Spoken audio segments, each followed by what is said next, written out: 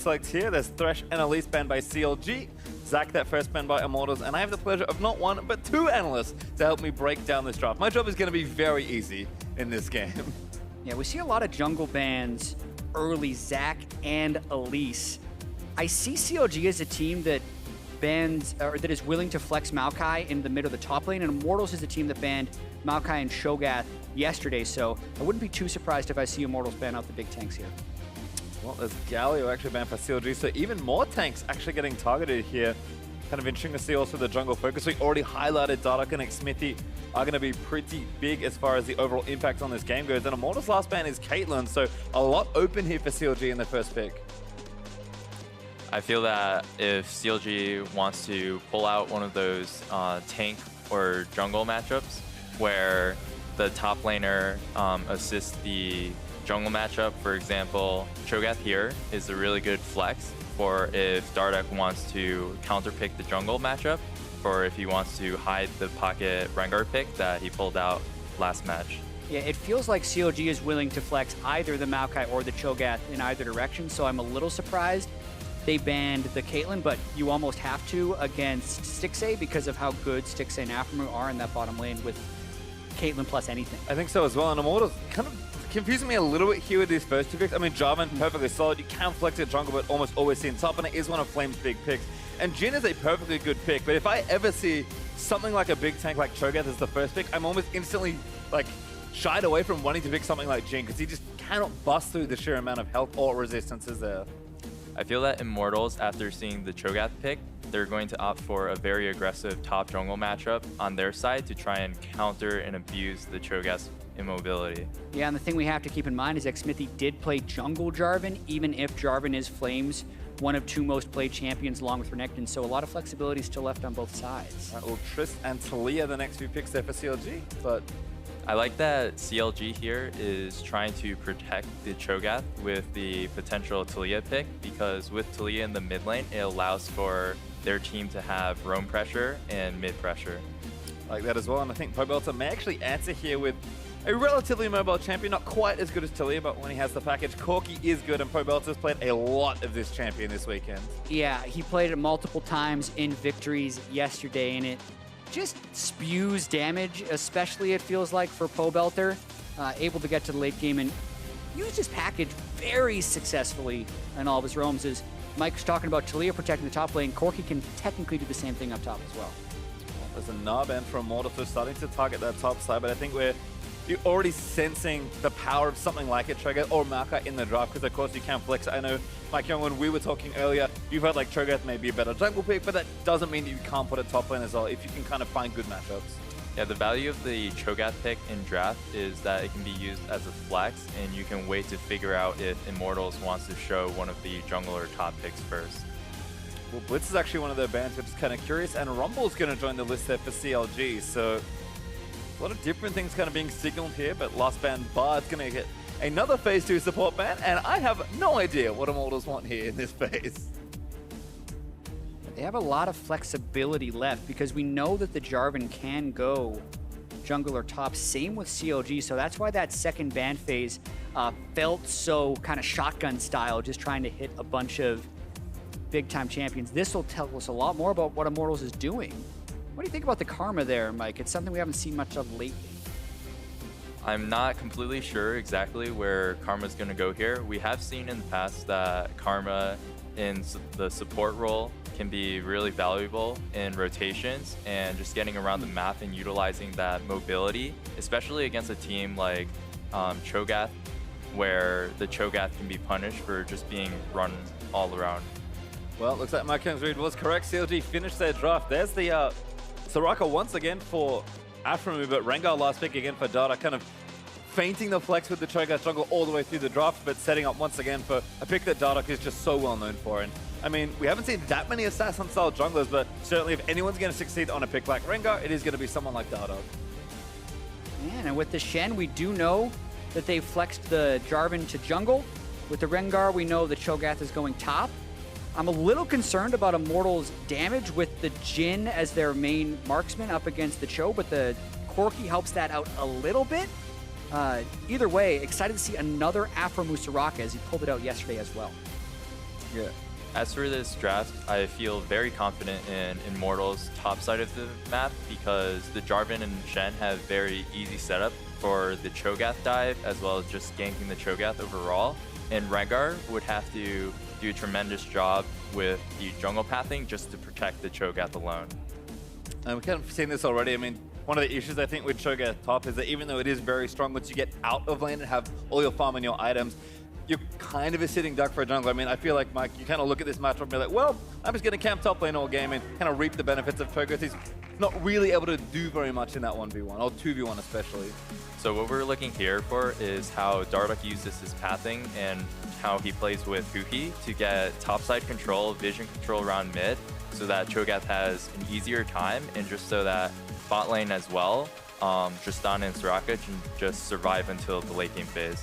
Yeah, and I agree with you, Mike. The Jarvan and the Shen have good, reliable setup for Cho'Gath. We've seen a lot of Cho'Gath top lane, and it hasn't been much of an early game lane bully, so absolutely vulnerable to those types of early ganks, and it's going to be a test to see how well Dardoch and Darshan can protect that top lane to get through the late game. And I still believe that once the Cho'Gath gets rolling, that even after a certain point, Jarvan and Shen ganks won't be enough anymore. Well, I have to see if Cho'Gath can get to that point. We haven't seen too many Cho'Gath really take over games yet, but we've seen the clips on Reddit. We've seen every now and then someone someday getting knocked back towards the AD carry and then getting a free feast. Like, you can clearly be very disruptive and very impactful once you get rolling.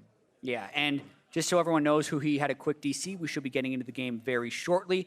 I want to talk a little bit about early jungle paths. How much do you like being on blue side versus red side? I know Phoenix 1 was one of the first teams to kind of do the super leashes. Yeah. You were one of the first beneficiaries of the super leashes. How do you play as that versus against that now that, you know, Xmithie is going to be red side Jarvan versus CLG being blue side Rengar? I feel that on the purple side in this matchup, their top laner doesn't necessarily have to be too afraid of the super leash because Cho'Gath doesn't necessarily have the most scary setup as well as like the Rengar ganks because Rengar needs to stack the bullet strike for the stun. And even if Rengar gets the super leash, it's mainly just going to help him clear faster. Whereas if he was playing a really gank influenced jungler like Jarvan, for example, if Jarvan was on the blue side, then it would be much more scary for the level 3 gank. Right, so now you're putting yourselves in the shoes of CLG, and if you're only going to get clear speed out of a super leash, do you even go for it, or is the cost too high to your lanes, do you think? I think the cost is too high, as like CLG doesn't really have that great of a super leash team, and ganking for Cho'Gath won't necessarily snowball him too hard since he's not a hyper carry. And on the other side, I mean, I know it is more difficult on the red or purple side to get things done with leashes, but I mean, Jarvan is a champion that can really exploit a lot of very creative and aggressive gank paths. Other options here for Xmithie, kind of pulling his teammates in and looking for some sort of early aggression, either top lane if he wants to pick on there or any of the other lanes that he could visit. So the most important part about the Jarvan is going to be where he starts. So if he starts bottom side, then we're going to see a very different Darshan in the first few minutes of the game, where he's going to have to be scared of the Jarvan gank. So in that case, so much of it does then become about the early game scouting of kind of where you get the wards. I'm looking at these level 1 teams. Technically, a Cho'Gath can be very scary level 1, but these Cho'Gaths I often see just start Vorpal spikes anyway for the early lane trades. So I'm going to be curious to see how defensively versus offensively CLG plays this one, since the Jarvan's early jungle pathing does have a lot to say about the early game. And I think while we're on the subject of jungle pathing, while we are kind of waiting to get into this game, shouldn't be too long, but my kind of general open question is, how many assumptions do you make based on the information you get? Like, if you know someone is starting on the bottom side, how many other assumptions can you make about their pathing? Because obviously, once you've started to pick an option tree, your options do kind of filter out. But I know that, you know, some players like to do more aggressive routes or do some invades. Like, do you feel comfortable just saying, okay, there's this champion starting here, I know where you're going 90% of the time? It depends on the champion. As for Rengar's sake, you can kind of figure out where he's going because Rengar can't necessarily level 2 gank. But as for Jarvan, he can start red buff and then level 2 gank top. And I believe that wherever Xmithie starts, Darshan and Dardoch is definitely going to have to change their jungle route, jungle pressure, and lane timings altogether. Yeah, and we're going to get into this a little bit in the game as well, but Cinder Hulk Jarvan is something we saw yesterday, even though almost everyone was going Warrior Jarvan earlier. What are your thoughts on the pros and cons of going Cinder Hulk now? Because I'm expecting Xmithie to do it again since he did it yesterday. So Jarvan with Cinderhulk, with the recent buffs to Cinderhulk, it increases his clear speed. And one of the weakest things about Jarvan is just that his clear speed is lacking. And that just pretty much makes up for the champion's weaknesses. Yeah, do you think that puts him high into meta now? Because Xmithie is one of the few to play it. Is it something that you would put top 5 junglers with Cinderhulk, or is it still just a fringe pick? I think it's still a fringe pick until people experience some practice with it, some results with it. And right now it's just Xmithie's pocket pick, as well as Moon's. I just feel like in general that, again, we've really just had, we've had actually just had a week on this patch, so there's so much to consider as far as what the teams are learning. I think next week, teams I'm sure will do a lot of prep work and kind of have a much better idea about what's going on. But for me, every team has kind of had their own interpretation. I think Immortals really represents to me like, we're just going to play how we want to play. When we look at Cloud9 in the last series, I think they're also saying that we just kind of want to play the way that we think we should be playing on the patch, rather than just playing like Cho'Gath and Makai and really playing all the picks that people consider to be those top tiers. I mean, I guess as far as from your side, Mike, watching P1's games, it does feel like you guys kind of took a lot of those strong champions and just played them. Do you think it's team versus team about how you should be approaching these things, or do you think you should just be like, okay, we're here, we should play the meta champions because that's the best thing? I think the best thing for teams to do is to continue and play their style of game, but you can kind of incorporate the meta champions, but don't change from how you usually play. Makes sense to me. If you're aggressive, stay aggressive. If you're like CLG, because I think one of their benefits is they do kind of play the same way through almost every patch. They're an eternal team in some ways. They can always find a way to play Stixxay on a hyper carry, Huhi on a mid lane he can roam on, and then I guess Dardoch's the flexible one these days. Yeah, this is the weird thing about this, right? Is that CLG is almost going back to some of the things that used to work for them. I mean, Dardoch loved playing rengar when rengar was a year and a half ago and still plays it now. Aphromoo, one of the first people to pull out Soraka at MSI in 2006. What year is it? 2016 in MSI. So that's kind of what we're having to ask on this patch too, is what year is it, because of seeing Shen versus Cho'Gath in the top lane sometimes. And even this game, we're seeing a return of Karma in the bottom lane, maybe to start trying to dodge some Cho'Gath ruptures in the late game or just move around the map faster. But definitely some really interesting things that are happening to the meta this patch. And I have to ask in general kind of what we are, again, still kind of waiting for things to move forward. We have seen the team comps already. As far as like what these teams are looking to accomplish with their drafts, because I think IMT have a very specific way of wanting to play and have drafted thus. So CLG also sticking to their team comp, but maybe picking a few more meta things. We've talked a lot about jungling, but maybe general moving into that mid and late game. We are seeing games end very quickly. I guess what do we need to see from these teams based on their drafts to have a successful game? Because again, this is a very high stakes match for both these teams. I think that Immortals team comp is very straightforward, where they have a very strong front line and back line, where they have the strong initiate with the Jarvan and Shen just to start a fight, and then the Corki, Karma, and Jhin just to finish out the fight, either to kite back or to continue going in. And if we look on the CLG side, as maybe have to hold that thought. All right. Crowd is cheering, the camera is panning. That means we have some League of Legends to play. Yeah, and when I look at the CLG team composition, to contrast with the Immortals team composition, they do have a lot that revolves around the two. They don't have a reliable type of initiation that Immortals is going to have. So as far as picking their fights, they have to be a lot craftier in how they do so. Try and catch Immortals when they're pushed up, wall them off with Taliyah. Rupture is not a reliable initiation. And Rengar Ultimate also is fairly lacking as far as that goes. So I think CLG is going to have to fall pretty far ahead, get pretty far ahead in laning phase, or counter the initiations of Immortals. Well, we'll see if they can maybe move some sideline pressure as well. We've seen a lot of that from Huhi in the past on the likes of Taliyah. But once again, we will be paying extra special close attention to some of these early jungle starts. Right now, teams just fan out across the river. Other than that, we'll see if anyone can get some vision down. CLG, you've got a defensive ward, but haven't seen teams really group up and try and get some vision. It feels like everyone's happy to just kind of play with the standard level of information rather than invade and really make sure they know what's going on. Yeah, and I really want to track the early jungle routes with Mike here as well, because no early wards as of yet for CLG. How important do you think it is that they get some vision of Jarvan? So it's really important for CLG to get vision of Jarvan because he can start pretty much anywhere at this point. But if anybody leashes, for example, Shen or bot lane leashes, then CLG can kind of get an idea of where he starts that way. Well, from what we can see, because it's nice. We can see the whole map. Flame and Xmithie are going to be grouping on just the red buff. So you kind of mentioned already that we could see a lot of early aggression. I mean, you can go from red buff straight to a lane if you so desire. Yeah, we get the luxury of being able to see both sides here, Mike, so we can sound smart while we're talking about jungle.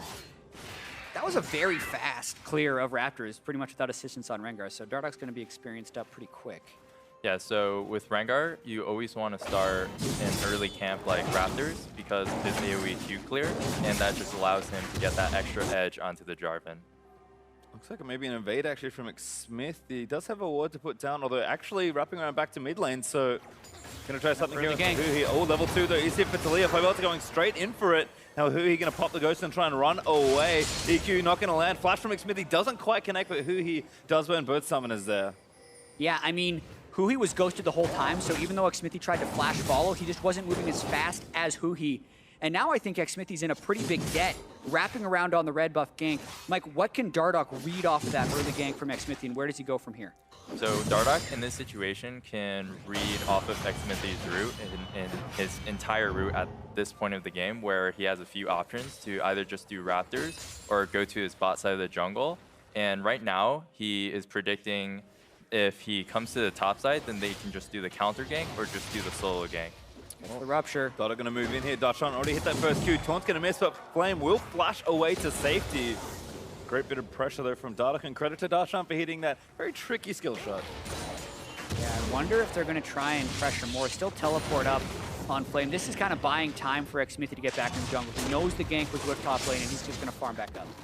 So the fail of the gank in the mid lane from Xmithie allows CLG, Darshan's side, to play so much more aggressive into the Flame because they know that the Jarvan only has camps in the bot side of the map.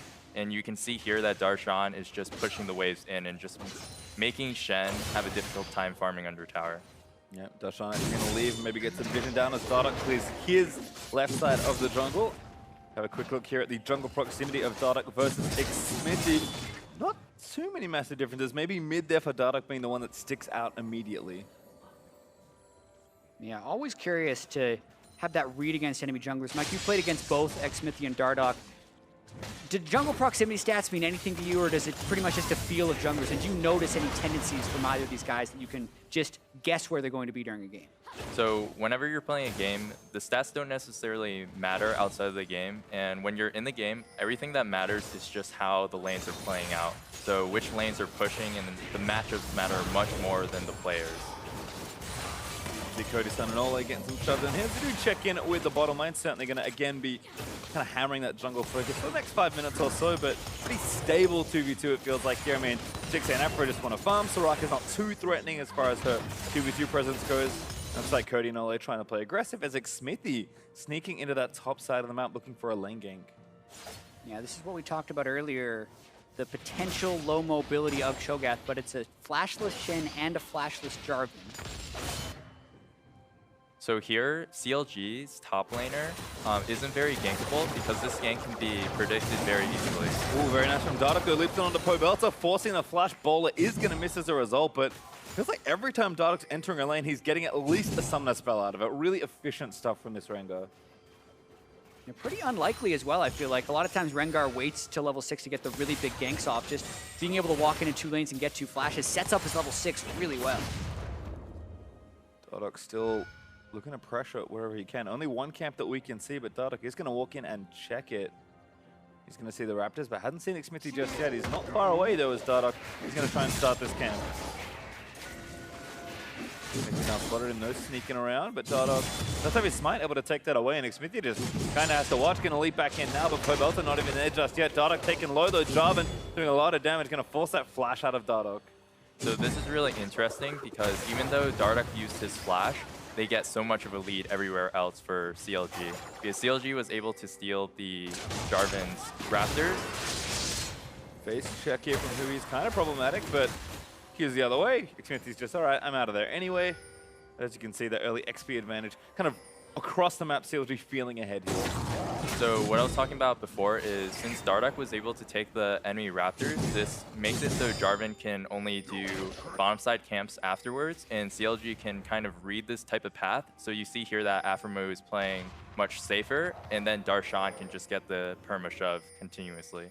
Yeah, and this early pathing by Dardoch has been pretty successful. The fact that Darshan didn't fall to any type of early Jarvan gank means he's now up to level 6 on Cho'Gath, and the low mobility or early lane punishing on Cho'Gath is a little bit out the window since Jarvan now still level 4, 7 minutes in. Yeah, it feels a little rough here, and Dardoch's actually very close to level 6. This ward might even do it if it's just enough XP, but Dardoch gonna clear that out. So Xmithie placed it earlier, and it was level 6 there for Dardoch.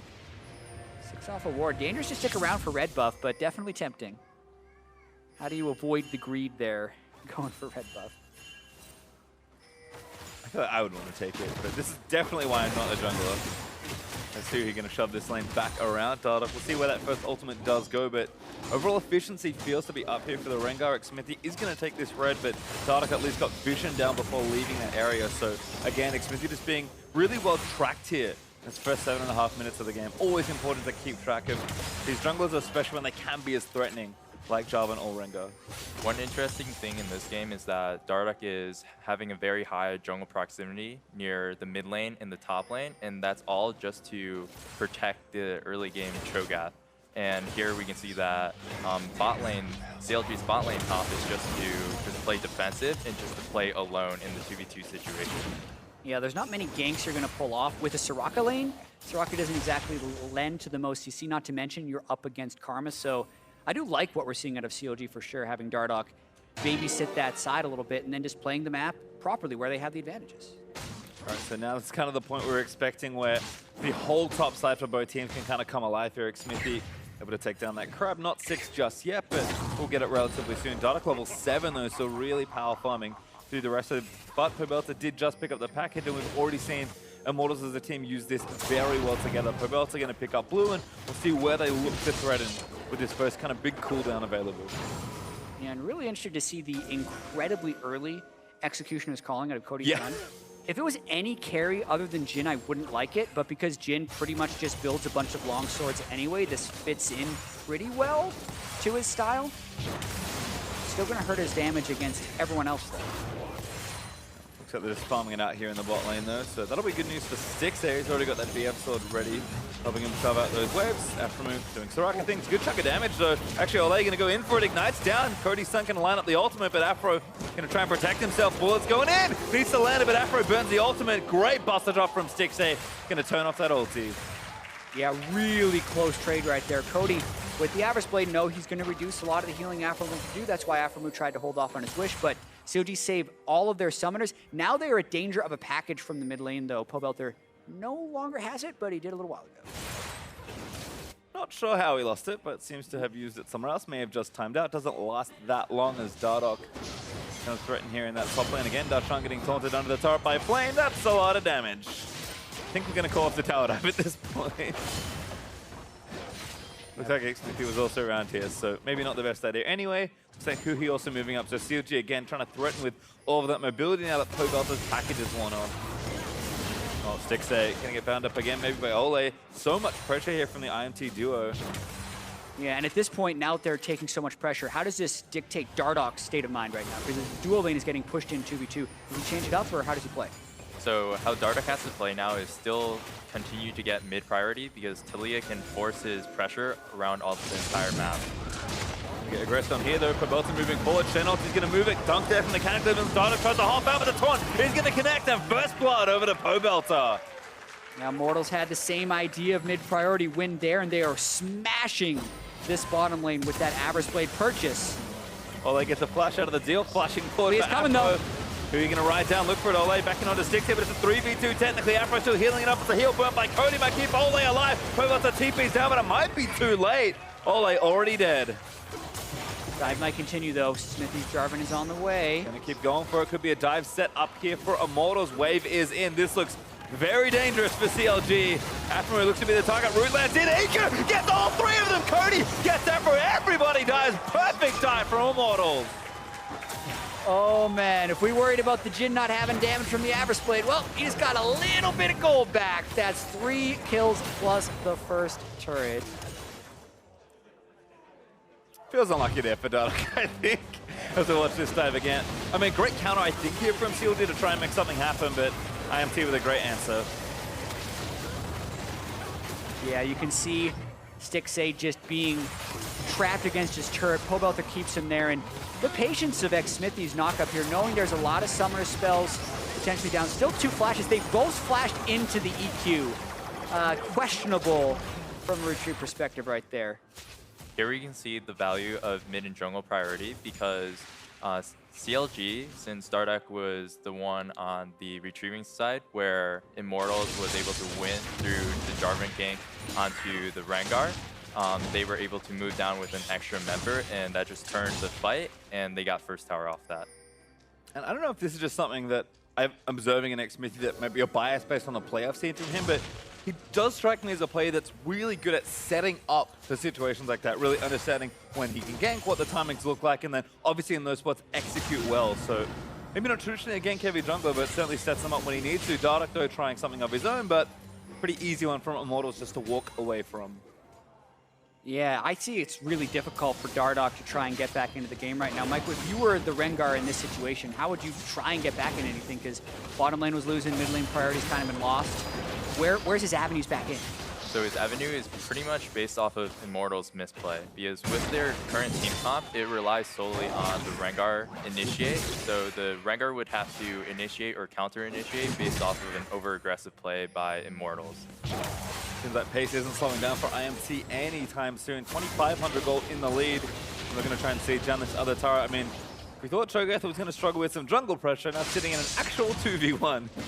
For these next few minutes. Looks like Flame, with the team already completed, actually able to keep the wave pushed back relatively safely as Xmithie is going to start up this Rift Herald. Yeah, another thing I wanted to talk about in this game is just control wards in general, and maybe getting some of your insight on this, Mike. Being up 3,000 or 4,000 gold, we know, at least in pro play, so many control wards are bought. What's the priorities of where to place them down in this stage? So you would want to use the control wards around the next objective. So in this case, Immortals would want the control wards to be around the topside area to prevent the vision onto the Jarvan. And there we have it. Rift Herald getting channeled, actually. I feel like teams are getting a pretty wide range of things they like to do with the Herald, but this is a pretty straightforward push from Immortals.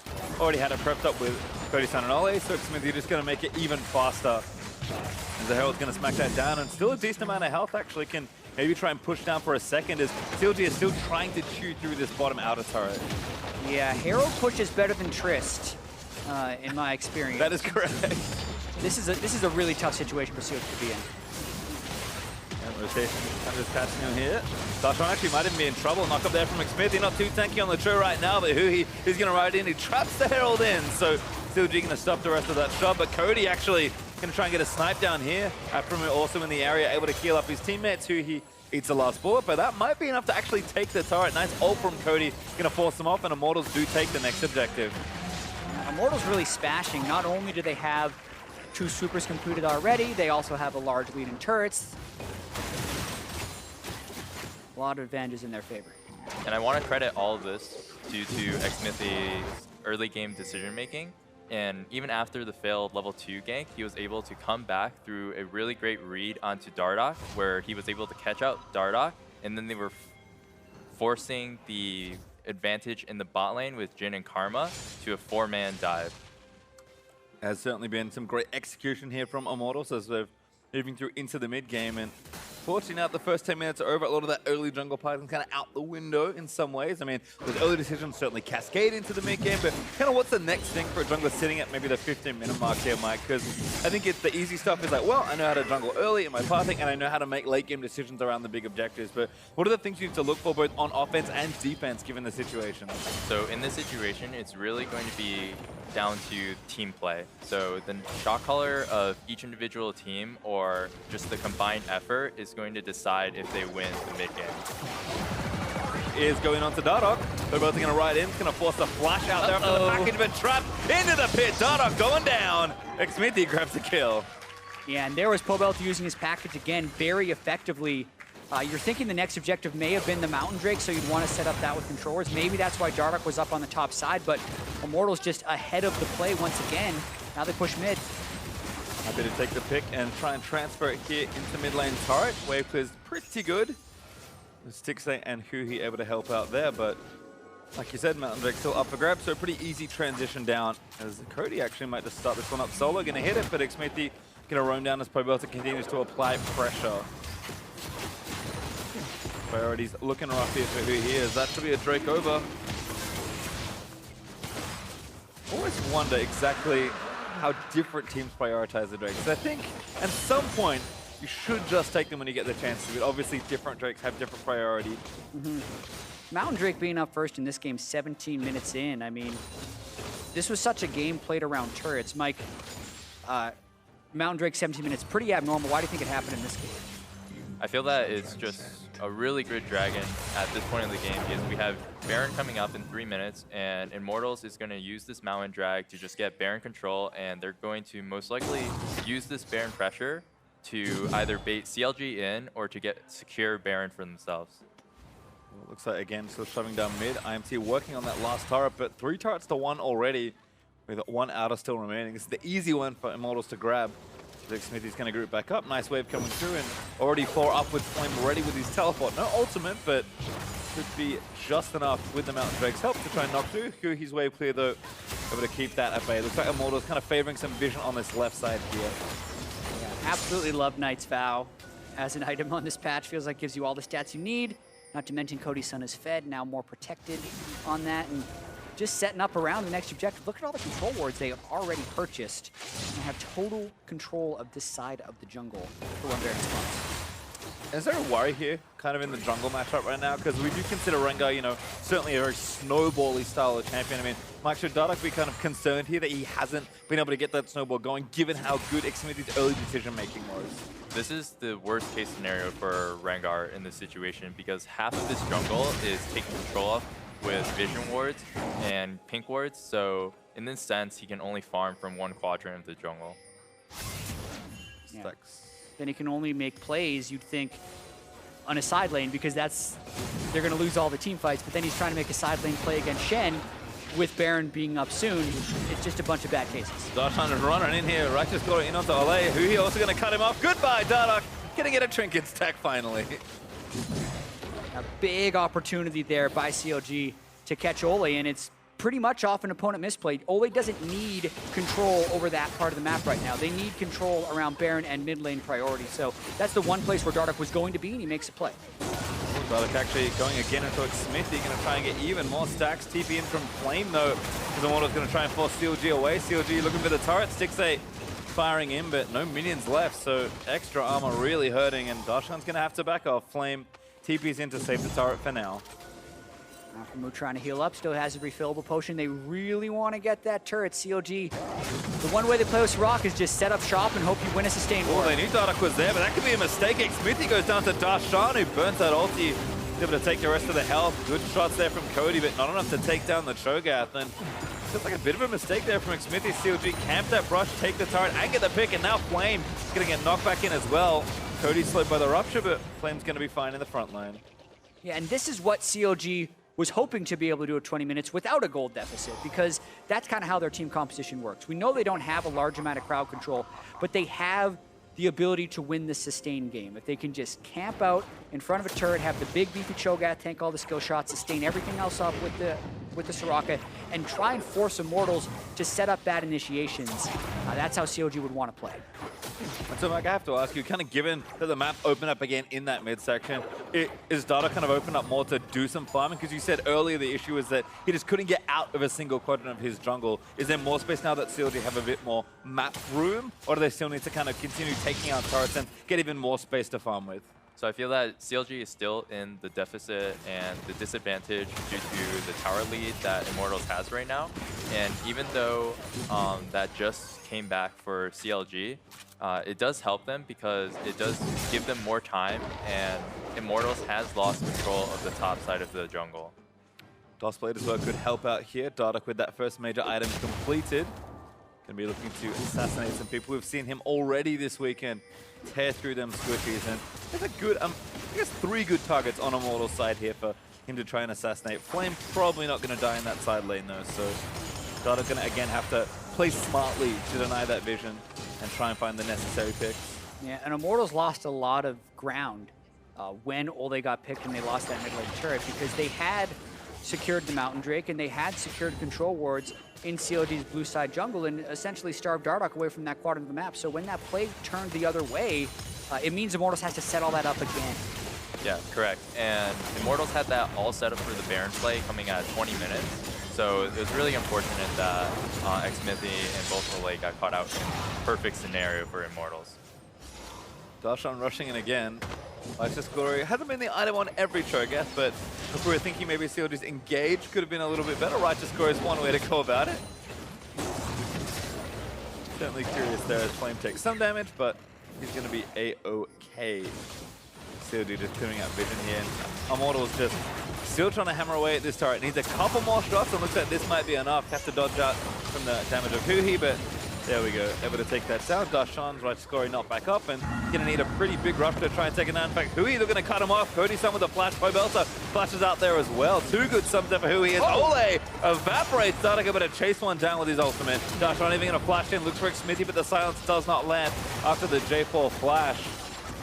Yeah, they got 3 flashes on Immortals though there, so if Huhi can go and get the next Weaver's Wall with a pick like that, they can make something happen. This is another siege scenario where they have a numbers advantage, so this could be another turret for CLG. They're looking for it, but they're going to actually try and make a play. Immortals diving onto the carries, got Flame too late. Darshan eats Xmithie, able to take him down as he does fall under the turret. Flame picks up the counter kill, and Cody Sun sniped Aphromoo on the other end of it. Stixxay also going to get rooted up, but able to buffer the jump out before it happens. Flash taunt for Flame, in onto Huhi, he's going to take him down. And now chasing it onto Dardoch, IMT throwing that gold lead around as Cody Sun trying to get those last few shots in. Dardoch dodges out of the way, but Pobelter there with a missile, able to take one down the ace, almost complete. Stixxay needs to dodge these missiles, does do so, he gets back safely, but Immortals find a way back in. Yeah, killing Soraka early in that fight was really key. CLG really didn't have many other plays other than to push mid right there, so they forced Immortals into the fight, but this time, Immortals is able to convert. And Dardoch not going to be available to steal this by the looks of things. Seen a lot of miraculous Baron steals this weekend, and CLG actually going to keep it. This could be the problem. He doesn't have Feast, but Immortals doesn't necessarily know that. All right, well, Baron already dead, so I think Darshan just TP'd into die. Gets a good double knock onto the carry. Stixxay looking to play clean up as Cody's low. Should die to Darshan, and Stixxay able to take down Pobelter. Darshan doesn't have that last kill, but Stixxay dies on the other end of it. Xmithie able to claim his life, and Darshan probably not getting out of this either. Yeah, it'll be a little unlikely if he's able to survive this one. He's hoping for an eat. He has it back up. Oh, silence is in. Really wanting Olleh, but yeah, Flame shuts that down. I will say I'm very sad we didn't get to talk about a Baron contest there. That was the next thing I wanted to go to. But instead, we'll watch this replay. Actually, our CLG had a really nice fight for themselves here with IMT kind of running them down. Yeah, we need to watch where Aphromoo falls here because that's one of the clutch things. So Darshan's taking turret aggro. Huhi gets ulted on, and Aphromoo's pretty low. Oh my god. 4th shot from that lethality Jhin build takes him down. At that point, COD's in a full retreat. Not a whole lot they can do. Flame able to follow up nicely with the taunt. And then Stixxay the only one left at the end of it. Fancy Feed for Dardoch does not get him out of this. Yeah, so Mike, now with Baron on Immortals and double Knight's Vow, where do you see the first place of attack for them being? So the first place of attack is always the mid lane, so you would always want that wave to be shoving. Otherwise, CLG can counter with pushing the mid lane if they don't get proper control of the side lane vision. And is it a consideration where, in general, you kind of do things methodically, like take the mid lane turret and then take the next tier 2 on your strong side and then rotate down? Do you prefer to play that way? Or do you think, like, sometimes you, based on comp, you need to kind of brute force down one lane and really open up a lead for yourself? It really depends on the matchup and depending on how strong you are in a situation like this, where Immortals is just taking this pretty slowly, where they want to get vision control in the jungle first so they can rotate between multiple lanes at once. Trying to do maximum damage there as Knight's Vow from Xmithie onto Pobelter. Yeah, they rebound, so they now have Knight's Vows on both the Corki and the Jhin, and then an Ardent Sensor on Karma. Trying to get all the synergistic support items in there at once. And again, just some really nice cleaning of vision out on this bottom side to give IMT the opportunity to bounce between bot and mid as they choose. Going to be a little tough perhaps here. But although Flame is creating, I guess, that third wave of pressure, so you're going to see that set up across the map here for IMT. We do again have Baron buff for another minute and a half. still pressuring in. It's going to be really difficult for Immortals to siege anything without making a pick, due to CLG's pick on. Well, there we go. That's exactly it. Flame trying to push up the side lane. There's actually 3 here, but Flame already dead very quickly. Not really that tanky. IMT gonna try and enter with a turret. Xmithie back quickly, but Darshan not able to save that turret, but it's only 1. I think CLG will take that. Yeah, I think that's a pretty good pick, and I think that's how CLG is going to try and extend the game. Anytime they try and do a 4-1 or a 1-3-1, CLG has the tools to collapse a little bit faster as long as they're going onto the Shen. Like smart stuff there. CLG able to kind of cut the rest of that push off.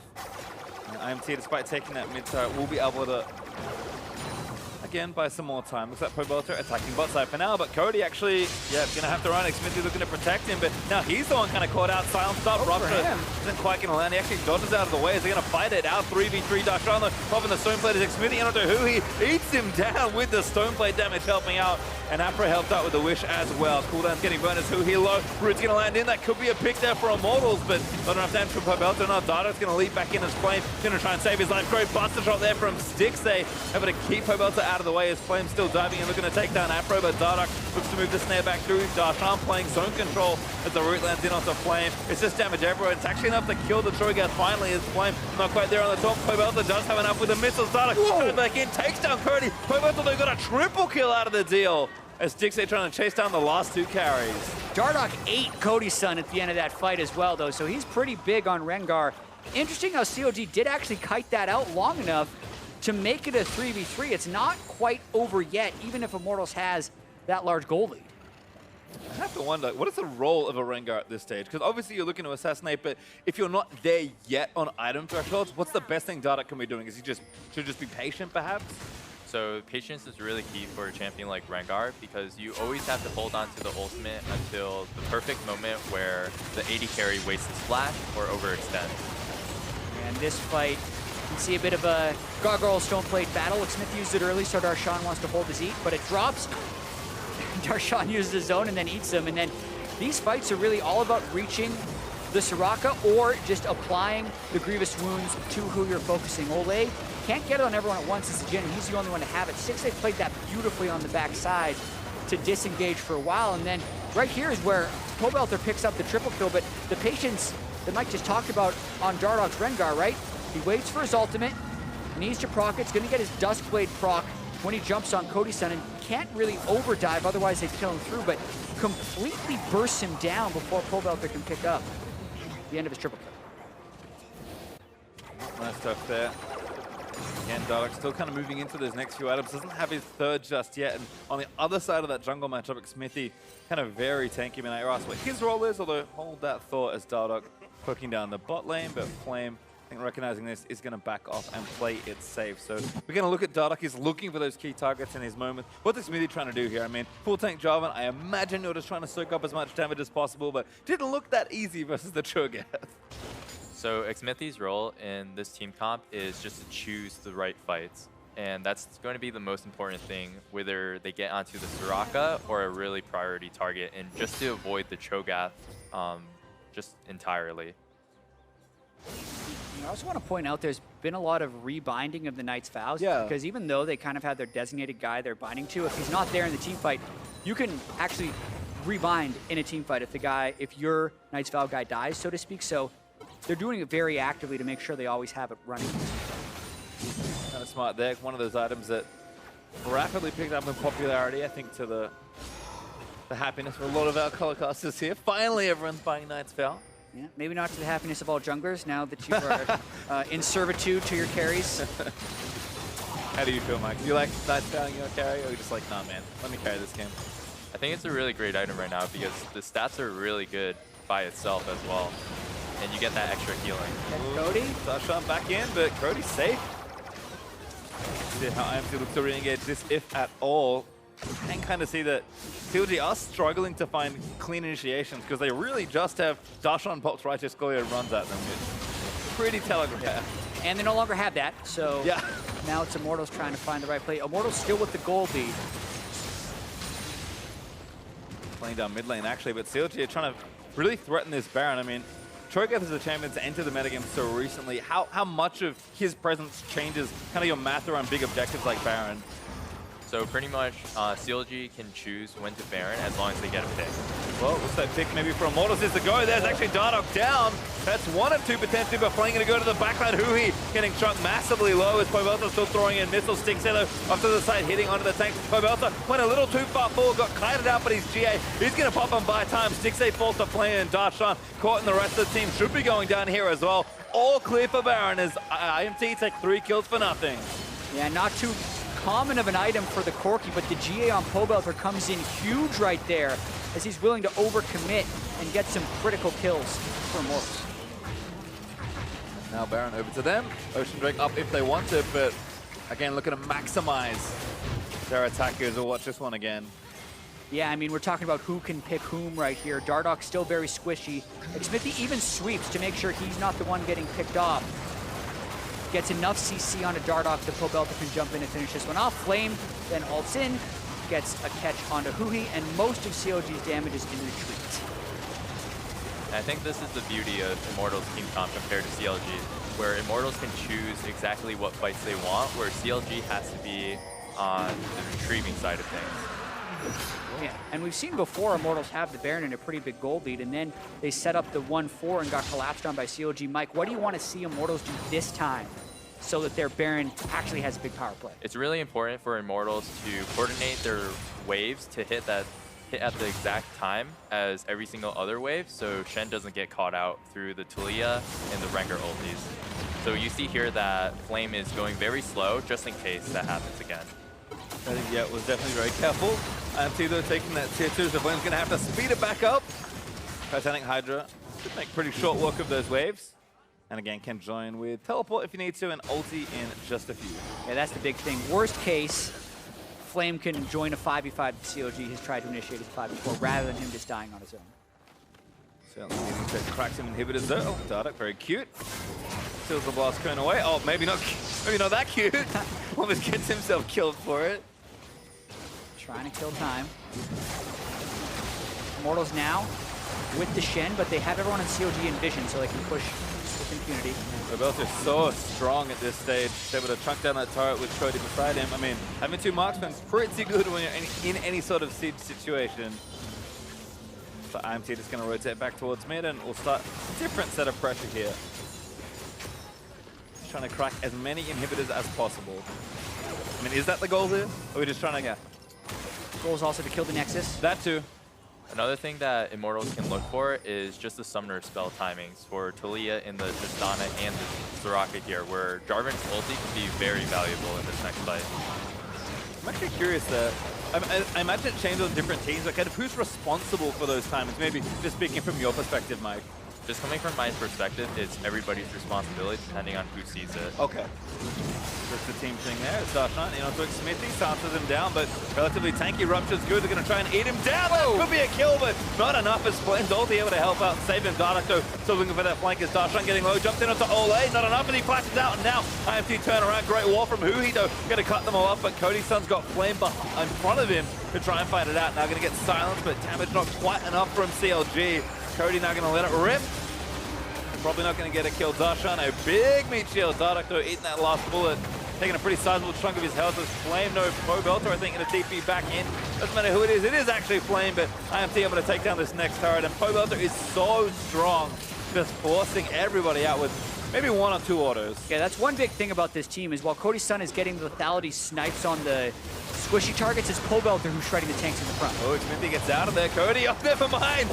Shoved back into Huhi and just shoots him for that final kill. Looks like IMT going to clean this one up. Nexus turrets falling everywhere. CLG far too long on the respawns in a 5v3. They'll do what fighting they can, but Stixxay going to get rid of the Nexus exposed, and that's going to be Immortals taking game number 1. Yeah, in the battle for first, Immortals get the first win on the red side as well. They had the team competition with more initiation. Xmithie made some very crucial decisions early on in the jungle, get them the lead, and they did not give it up. Did feel like, in hindsight, looking back at that draft, CLG, especially when they got behind, just kind of got to the point where they're like, oh, we don't have any way to start any fights. I mean, you could see Darshan trying, but I felt like at some point that draft really let them down. Yeah, it was really important for Dardoch to play very consistent throughout the entire early game phase so that Immortals wasn't able to snowball their initiation type of draft.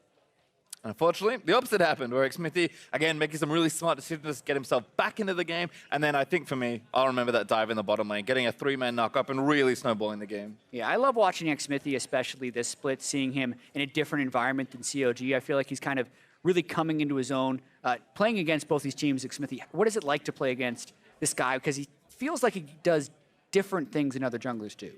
I feel that Xmithie is just like the very mid-centric and team-oriented jungler, which is something that I aspire to be like, where you can get really good control and just be a really good shot caller and just control the game just by your voice.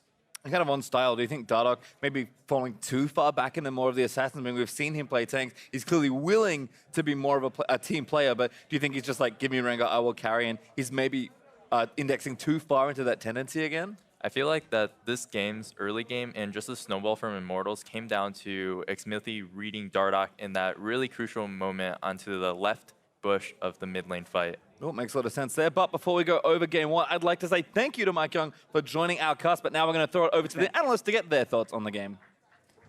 Thank you very much, PastryTime and MikeYeung, for joining the caster desk. Great insight out of him, and it's really cool to hear that he aspires to be a player similar to Xmithie. Again, watching Xmithie transition from CLG to Immortals, become very much a leader for the team, and to kind of hear from the rest of the members on the roster what he's done in service of developing their strategies and their playbooks. It's been a really cool journey to track. Right, I think that's one of the, like, you have to look at that as like one of the defining things that changed this season. Obviously him, and then they brought in a new coaching staff. Right. But especially early on in the season, it felt like everything was keyed off Xmithie's early game playmaking, and he's not, he's very efficient, where it's not like he sits in the lane and does a cheesy gank where he waits until, you know, why would he ever be there? He shows up, he turns the kill, he moves on. It's really good to see. Absolutely. So let's dive into this game one specifically, pulling up champion select here. Once again, we have a Jhin pick coming in fairly early from Immortals, and not very many tanks on the opposing team. Now, again, this isn't to say that the entire game was won or lost for that reason. It's just something I'd like to see more teams adjust towards when you see a Jhin pick across from you. And once again, I think it's the kind of thing where Cho'Gath taken early on, he's super strong, but he benefits from a little bit more setup. So when you have things like a Gragas potentially available in the jungle, you look at supports, while there were a lot of Aphro's primary champions banned out, we've seen him perform on Alistar. Maybe you think Karma's a little bit too much harassed. What about a Braum? There's these other tanky champions that you can pick that should be better for the team comp than a Soraka, who was largely neutralized by the fact that one, Jhin bought the early Executioner's Call and cuts in the healing, and then playing against Karma, you're still going to get poked out because now your healing is halved. Yeah, absolutely. And I love the point about Cho'Gath needing that buddy, right? Again, it's like, yeah, technically, you know, Rengar can threaten somebody with you, but he doesn't enable you to get to that person very easily the way an Alistar knockup would allow you to close that gap onto a priority target. You saw, yeah, there were a couple times around mid lane where Dardoch was able to go in because not everyone was grouped up, and he could land an empowered Bola and Root. And then you saw a little bit of that chain CC combo start coming in, but when it's a full grouped up 5v5 situation, you heard MikeYeung saying, you don't want to be the first guy in as that Rengar going full lethality. You want to be playing the edges of the fight, and if that's the Rengar doing that, well, what's the Cho'Gath doing? A lot of times, Darshan felt lost in the fight, just kind of walking around, hoping someone ended up in range of him because his ruptures were missing. Also, just I want to go into the microcosm of the top lane, because we've seen Shen picked into Cho'Gath multiple times now. What's your opinion on the way this matchup goes throughout the game, so early, mid, and late? It's a little tough to say, just because the two previous times I remember seeing it before this game was they were very influenced early on by an aggressive level 1 trade followed by jungler interference. So this was one of the first times that we saw it without a ton of that. Dardoch did go up there relatively early on, but it feels like if the Cho'Gath doesn't lose level 1 and take a really bad trade early and focuses more on controlling the wave, at some point the sustain just kicks in too much, and the wave clear advantage just through his skills being all AoE, that eventually the Shen just kind of ends up sitting there and farming. Right. And we saw Flame had a CS advantage, and the camera wasn't up there too often, but it didn't feel like he ever had pressure on the Cho'Gath. And then you would think that come late game and team fight situations, it would be pretty good for the Cho'Gath if he had, like we said, better setup to blow people up. Yeah, very much so. Of course, the Shen aiding the team and keeping people safe from the Cho'Gath, you know, kind of all in at times. Now let's dive into some gameplay itself. 11 minutes in, a huge triple kill going over to the way of Cody Sun here on a very impressive dive. But even before this dive happened, you can see the dominance that they had in the 2v2. Right, this is a situation where they've been kind of pushed in under the turret for a while. They kept being under pressure, and finally, you know, they get this big playoff where Pobelter is able to teleport in. They get them all low.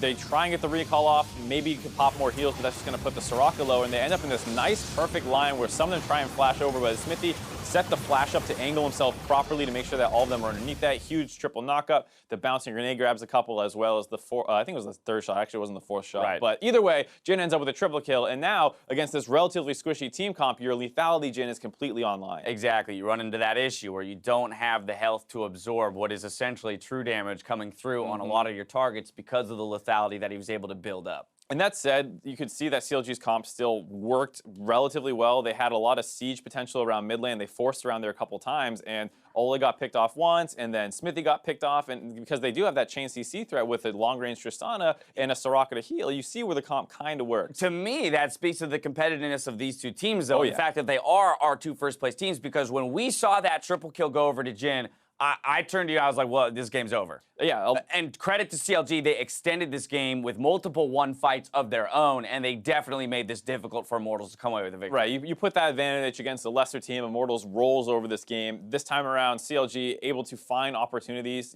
Like you heard MikeYeung saying, they have to play a little bit on the defensive, but when they finally wait for a chance where Immortals oversteps their bounds a little bit, Olleh got caught off, and that's where they started taking that turret in the mid lane. And then it wasn't until the second time that they tried to set up that Immortals was finally able to punish them. Yeah, Immortals find their fight at 23 minutes. Another 3-for-1 coming in for them here in the mid lane. And once again, people starting to get low, Soraka not being able to keep them completely healthy, and Darshan just kind of ends up under the turret, CC'd, and not able to get out of there. Also, the Jhin, fourth shot coming in from the ultimate, able to pick up the Soraka as well. So now the healing's cut. She doesn't even have that much disengage either. This is one of those times where you're like, hey, a Braum walking forward with a shield would be pretty nice there, or an ultimate.